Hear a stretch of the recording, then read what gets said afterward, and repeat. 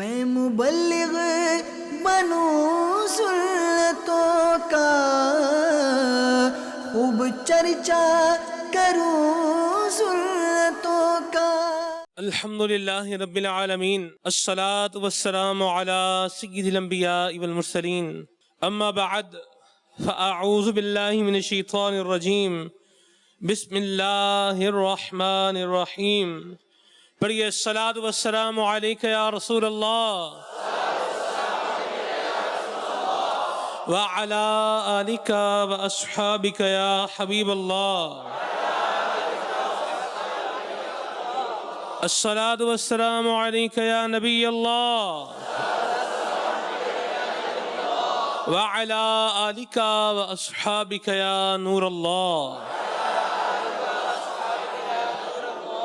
اللہ پاک کے آخری نبی رسول ہاشمی صلی اللہ تعالی علیہ وآلہ وسلم نے فرمایا کہ جسے کوئی سخت حاجت درپیش ہو تو اسے چاہیے کہ مجھ پر کثرت سے درود شریف پڑھے، کیونکہ درود پاک دکھ درد مصیبتوں کو دور کرتا اور رزق میں اضافہ کرتا ہے۔ حضرت امام حسن بصری رحمت اللہ تعالی علیہ تابعی بزرگ ہیں، اور تابعی ہونا یعنی جس نے کسی نبی کریم صلی اللہ علیہ وسلم کے صحابی کی زیارت کی ہو، یہ بھی بڑی شرف والی بات ہے۔ ایمان والا ہو اور صحابی رسول کی زیارت کی ہو، ان کی صحبت پائی ہو، ان کی مجلس میں بیٹھا ہو، تو یہ بھی بڑی سعادت مندی کی بات ہے۔ اللہ اکبر۔ حضرت حسن بصری رحمت اللہ تعالی علیہ آپ وہ ہیں کہ جنہوں نے مولا کائنات علی المرتضیٰ کرم اللہ تعالی وجہہ الکریم سے اکتساب فیض کیا ہے، یعنی ان کے استاد مولا کائنات علی المرتضیٰ مولا مشکل کشا کرم اللہ تعالی وجہہ الکریم ہیں۔ امام حسن بصری رحمت اللہ تعالی علیہ بڑے خوف خدا والے، عاجزی اور انکساری کرنے والے تھے۔ اللہ پاک نے آپ کی زبان میں تاثیر رکھی تھی، بڑی حکمت بھری باتیں کیا کرتے تھے۔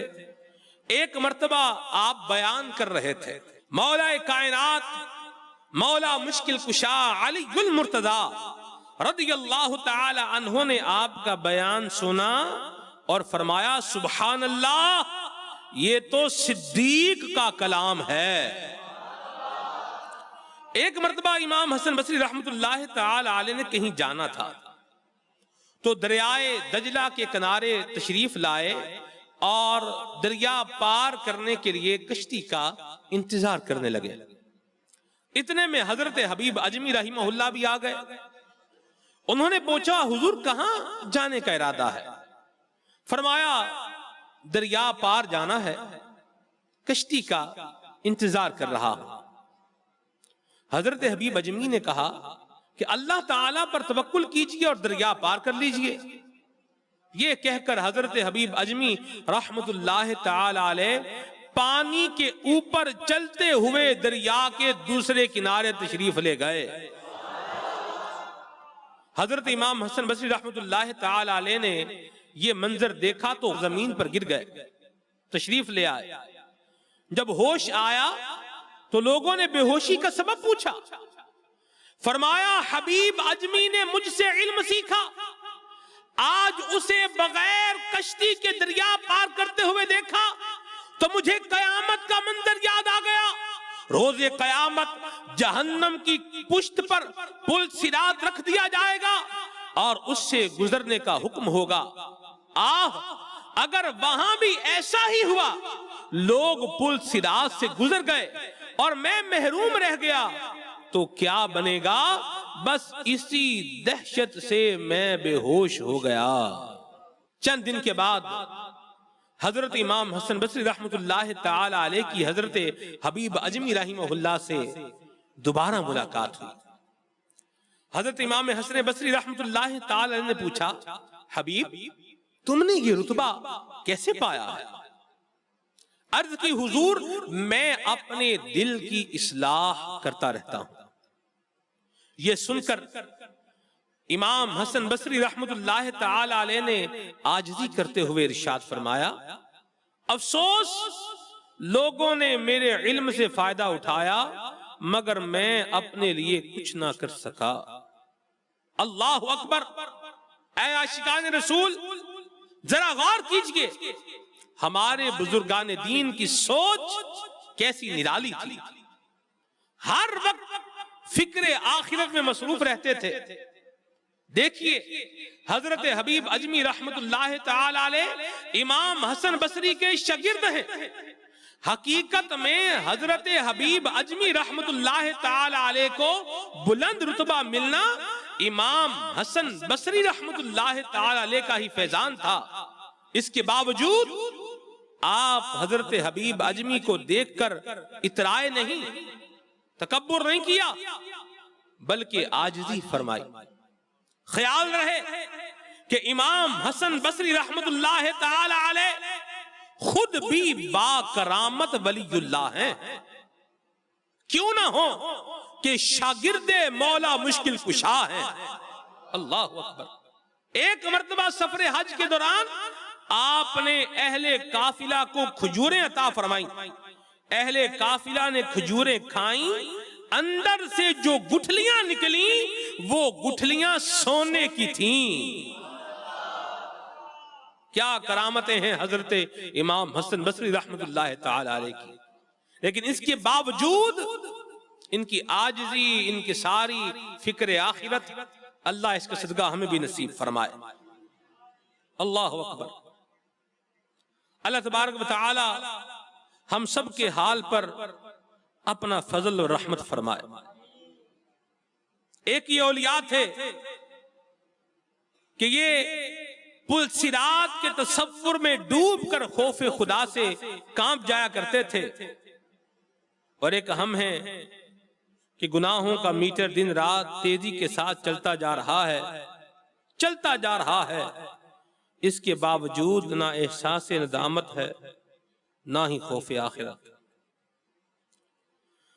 عمر بدیوں میں ساری گزاری، ہائے پھر بھی نہیں شرم ساری، بخش محبوب کا واسطہ ہے یا خدا،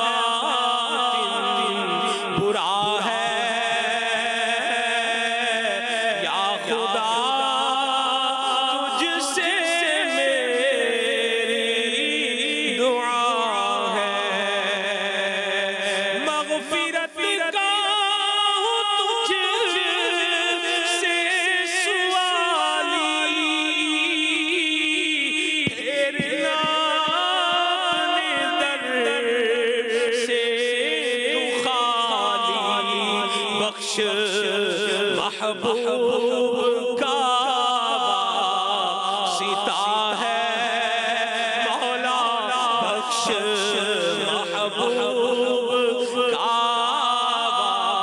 واسطہ ہے یا خدا، تجھ سے میری دعا ہے۔ پیارے اسلامی بھائیوں، یاد رکھیے کامیابی صرف اپنی اصلاح سے ملتی ہے۔ اس دنیا میں کوئی بھی دوسروں کے کندھے پر کھڑا ہو کر بلند نہیں ہو سکتا. بلندی صرف اپنے قدموں پر کھڑے ہو کر ہی مل سکتی ہے.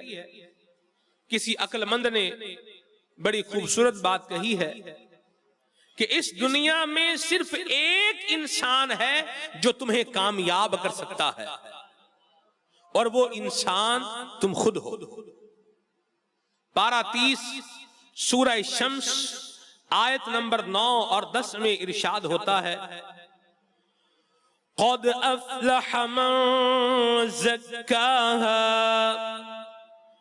وقد خاب من دساہا. بے شک مراد کو پہنچا جس نے اسے یعنی نفس کو ستھرا کیا، اور نامراد ہوا جس نے اسے معصیت یعنی گناہ میں چھپایا. یاد رکھیے، نجات کا دار و مدار شہرت پر نہیں، نجات کا دار و مدار عزت پر نہیں، نجات کا دار و مدار مال و دولت عیش و عشرت پر نہیں، نجات کا دار و مدار اونچے منصب پر نہیں. نجات کے لیے صرف علم کافی نہیں، آخرت میں نجات کے لیے اپنی اصلاح کرنا بھی ضروری ہے.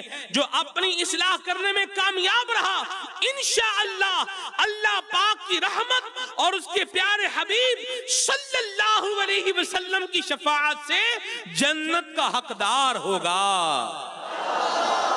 مگر جو اس دنیا میں خود کو راہ ہدایت پر نہ لا سکا، وہ آخرت میں بھی محروم اور نامراد ہی رہے گا. اللہ پاک قرآن مجید میں فرماتا ہے، ترجمہ کنز الایمان، جو اس زندگی میں اندھا ہو وہ آخرت میں اندھا ہے. اس کی تفسیر میں اس آیت کے تحت بیان کیا گیا ہے، یعنی دنیا میں جس کا دل اندھا رہا، ہدایت قبول نہ کی، وہ آخرت میں نجات اور جنت کی راہ دیکھنے سے اندھا ہوگا. آئیے ہم غور کریں، اللہ پاک نے ہمیں نماز پڑھنے کا حکم دیا. جو شخص نماز کی تلقین تو کرے مگر خود نماز نہ پڑھے، کیا اس نے حکم الہی پر عمل کیا؟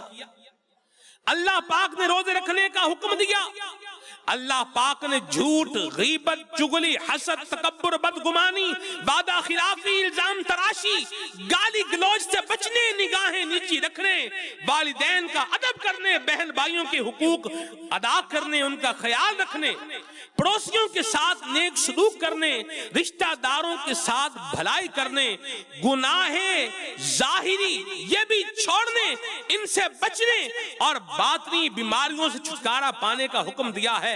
اگر کوئی ان سب کاموں کی دوسروں کو تو تلقین کرے مگر خود ان پر عمل نہ کرے، کیا اس نے اللہ پاک کے احکام پر عمل کیا؟ اللہ کریم فرماتا ہے، کوئی نہیں اس نے اب تک پورا نہ کیا جو اسے حکم ہوا تھا. اگر ہم قرآن کریم کی تلاوت کریں، قرآن کریم کو سمجھیں، تو پتا چلے گا کہ دوسروں کو نیکی کی دعوت دینے، برائی سے منع کرنے والے کے لیے اپنی اصلاح بھی زیادہ ضروری ہے. چنانچہ ارشاد باری تعالیٰ ہے، أَتَأْمُرُونَ النَّاسَ بِالْبِرِّ وَتَنْسَوْنَ أَنفُسَكُمْ وَأَنْتُمْ تَتْلُونَ الْكِتَابَ أَفَلَا تَعْقِلُونَ. کیا لوگوں کو بھلائی کا حکم دیتے ہو اور اپنی جانوں کو بھولتے ہو؟ حالانکہ تم کتاب پڑھتے ہو تو کیا تمہیں عقل نہیں؟ بعض لوگوں کا خیال ہوتا ہے کہ ہم پہلے مکمل طور پر اپنی اصلاح کر لیں پھر دوسروں کو نیکی کی دعوت دیں گے. یہ نظریہ بھی درست نہیں. ہم نے اپنی بھی اصلاح کرنی ہے اور دوسروں کو نیکی کی دعوت بھی دینی ہے انشاءاللہ عز و جل. اسی لیے شیخ طریقت امیر سنت نے ہمیں مدنی مقصد عطا فرمایا ہے. ہمارا مدنی مقصد کیا ہے؟ مجھے اپنی اور ساری دنیا کے لوگوں کی اصلاح کی کوشش کرنی ہے انشاءاللہ عز و جل. قرآن مجید میں اللہ پاک نجات کے لیے ان دونوں چیزوں کو لازم قرار دے رہا ہے. چنانچہ سورہ عصر میں ارشاد ہوتا ہے، والعصر ان الانسان لفی خسر، اس زمانہ محبوب کی قسم، بے شک آدمی ضرور نقصان میں ہے، یعنی سارے انسان نقصان میں ہیں، ہاں جس میں دو وصف ہوں وہ نقصان میں نہیں۔ وہ کون ہے؟ پہلا وصف، پہلی خوبی، الا الذین آمنوا وعملوا الصالحات، مگر وہ جو ایمان لائے اور اچھے کام کیے، سب خسارے میں ہیں، مگر جو ایمان لائے اور اچھے کام کیے یہ نقصان میں نہیں، یہ گھاٹے میں نہیں۔ یہ ایک خوبی بیان ہوئی، اور دوسری خوبی بیان فرمائی، وَتَوَاصَوْا بِالْحَقِّ وَتَوَاصَوْا بِالصَّبْرِ، اور ایک دوسرے کو حق کی تاکید کی اور ایک دوسرے کو صبر کی وصیت کی۔ حضرت حسن بصری رحمت اللہ تعالی علیہ کی خدمت میں سوال ہوا، کیا روحانی طبیب دوسروں کا علاج کر سکتا ہے؟ فرمایا ہاں کر سکتا ہے، مگر پہلے اپنا علاج کرے پھر دوسروں کا، کہ خود راستے سے بھٹکا ہو اور دوسروں کی رہنمائی کرے، ایسے کیسے ہو سکے گا؟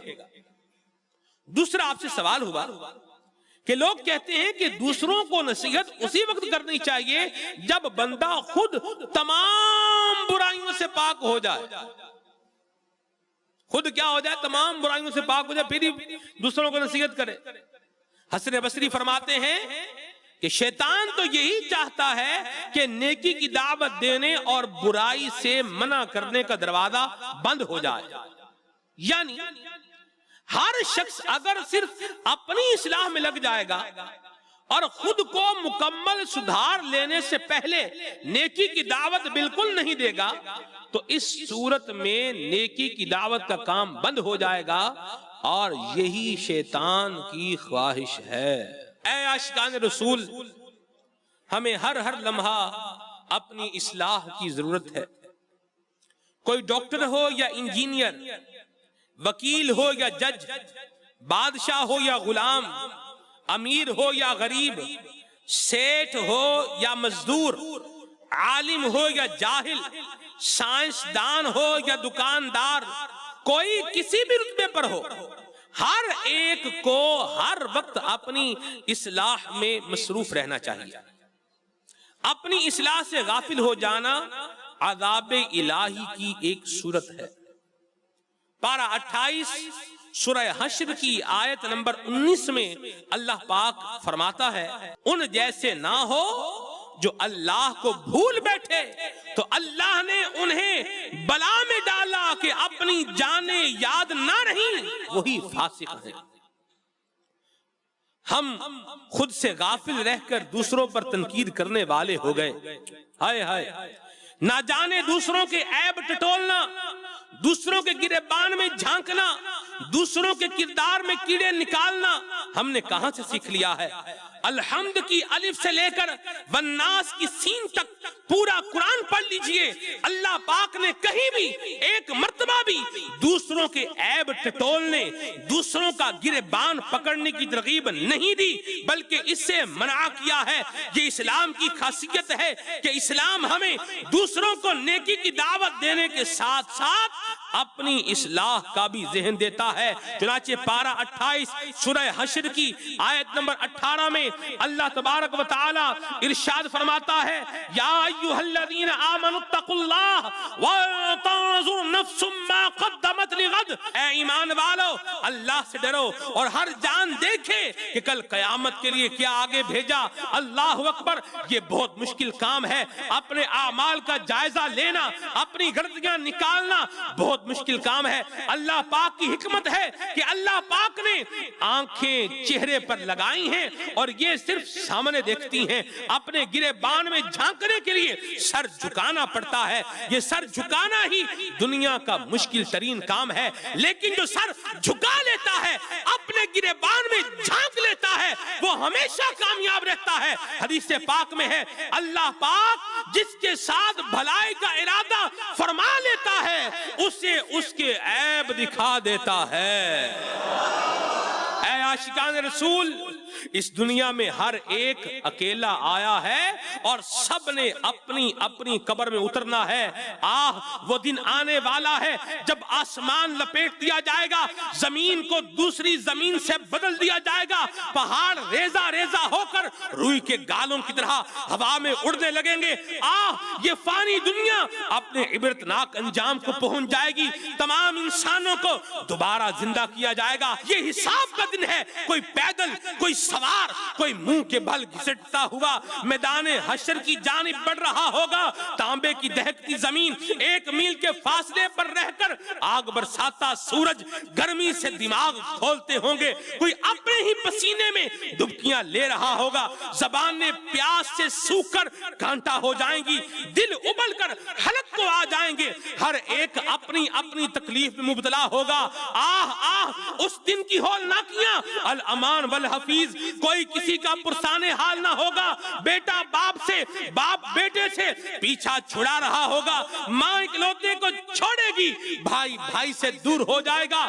مجرم اس دن خواہش کریں گے کاش آج عذاب سے بچنے کے لیے اپنے بیٹے, اپنی بیوی, اپنے بھائی, اپنا قبیلہ, حتیٰ کہ زمین میں جو کچھ ہے سب دے کر نجات حاصل کر لیں. مگر پکار پڑے گی کلا, ہرگز نہیں. آج عدل کا دن ہے. اللہ اکبر. اس دن بھاگنے کی کوئی جگہ نہ ہوگی. کوئی بھی اللہ پاک سے چھپ نہیں پائے گا. ہمارے ہاتھ, ہمارے کان, زبان, پاؤں, ہماری جلد ہمارے خلاف گواہی دے رہے ہوں گے.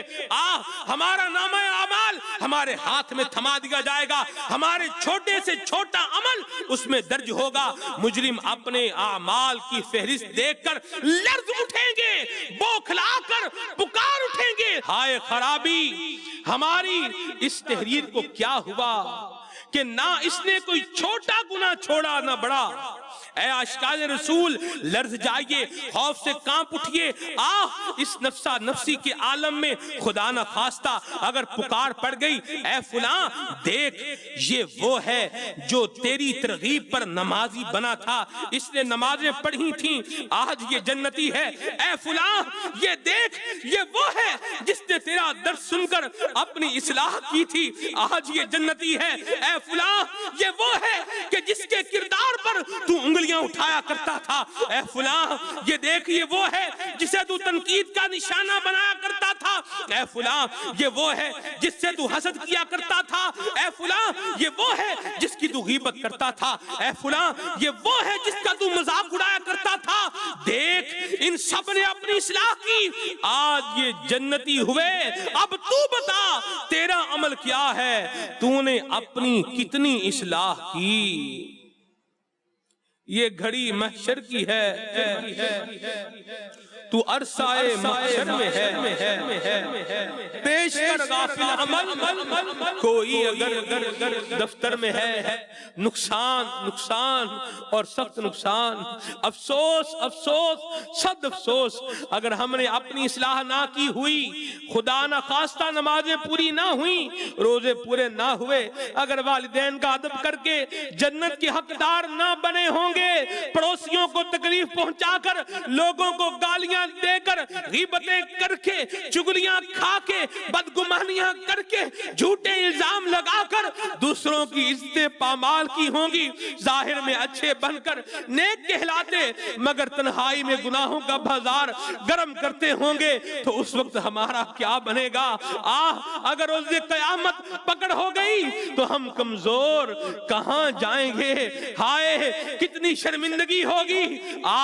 جہنم کا ہولناک عذاب ہم کیسے برداشت کر سکیں گے. اے جنت کی طلبگارو ہو, ابھی ہمارے پاس وقت ہے.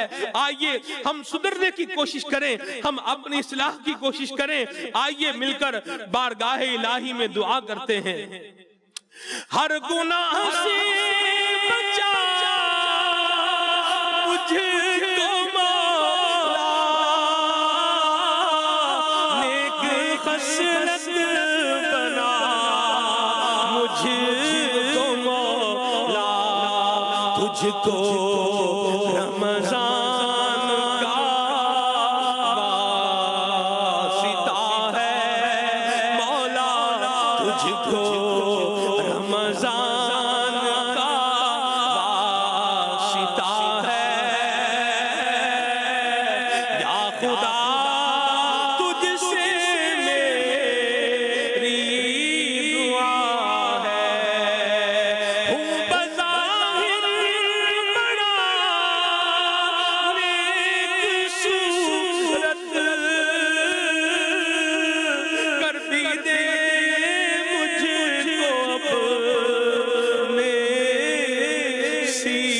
ظاہر اچھا ہے باطن برا ہے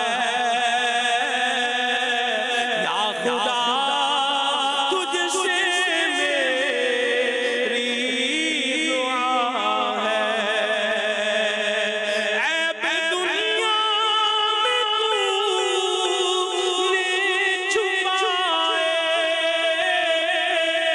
حشر میں بھی نب آنچ آئے عیب دنیا میں تو نے چھپائے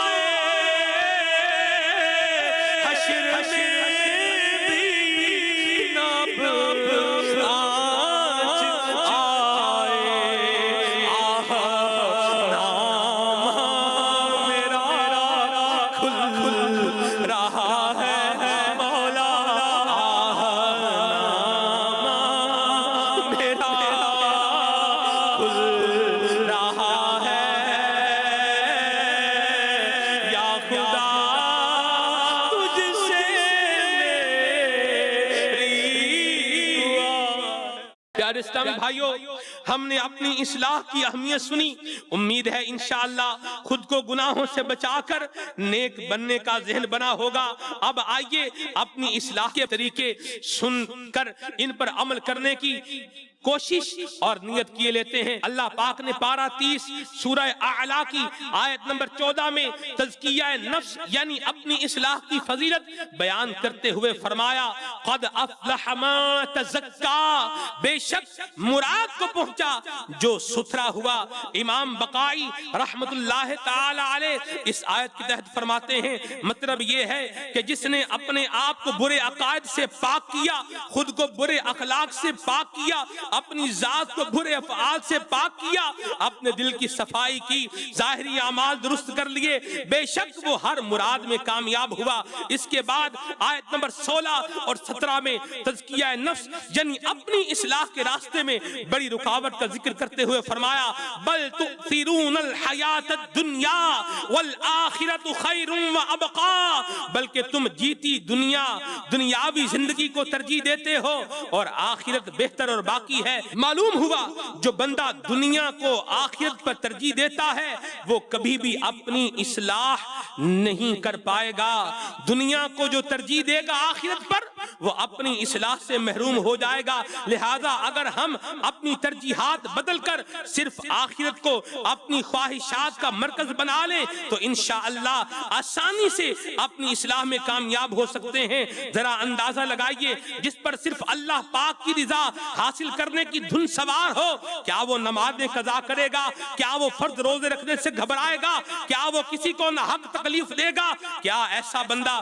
غصے میں لال پیلا ہو کر گناہ کا ارتکاب کرے گا کیا ایسا انسان حسد تکبر بدگمانی غیبت چغلی وغیرہ گناہوں کا شکار ہوگا ہرگز نہیں اللہ اکبر ہمارے پیارے آقا مدینے والے مصطفیٰ صلی اللہ تعالی علیہ وآلہ وسلم نے ارشاد فرمایا تم میں سے کوئی اس وقت تک مومن نہیں ہو سکتا جب تک اس کی خواہشات میرے لائے ہوئے دین کے تابع نہ ہو جائیں امام ابن رجب حنبلی رحمت اللہ تعالی علیہ اس حدیث پاک کی تحت فرماتے ہیں ہر مومن پر لازم ہے کہ جس کام کے کرنے کو اللہ پسند فرماتا ہے اس کام سے ایسی محبت کرے کہ یہ محبت اسے وہ کام کرنے پر مجبور کرے اور جس کام کو اللہ نے ناپسند کیا ہے اس سے ایسی نفرت کرے کہ یہ نفرت ہی اسے اس کام سے دور رکھے باز رکھے یاد رکھیے روحانی بیماریاں مثلا غفلت نیکیوں میں سستی گناہوں کی رغبت دنیا کی محبت وغیرہ یہ سب عموماً ایک سے دوسرے کو لگنے والے امراض ہیں بہت کم ایسا ہوتا ہے کہ کوئی سوچ خود سے ہمارے اندر پیدا ہو عموماً سوچ باہر ہی سے آتی ہے. ہم جو سنتے ہیں وہ ہماری سوچ کا حصہ بنتا ہے. ہم جو پڑھتے ہیں اور دیکھتے ہیں، جیسے لوگوں کے پاس بیٹھتے ہیں، یہ سب ہماری سوچ کا حصہ بنتا ہے. اگر ہم اپنی سوچ بدلنا چاہتے ہیں تو ہمیں سوچ پیدا ہونے کے اسباب تبدیل کرنے ہوں گے. مثلا جو فلمیں ڈرامے دیکھتا ہے وہ اس کی جگہ مدنی چینل دیکھنا شروع کر دے. جو گانے سنتا ہے وہ گانے چھوڑ کر نعتیں سننا، عشق رسول سے معمور سنتوں بھرے بیانات سننا شروع کر دے.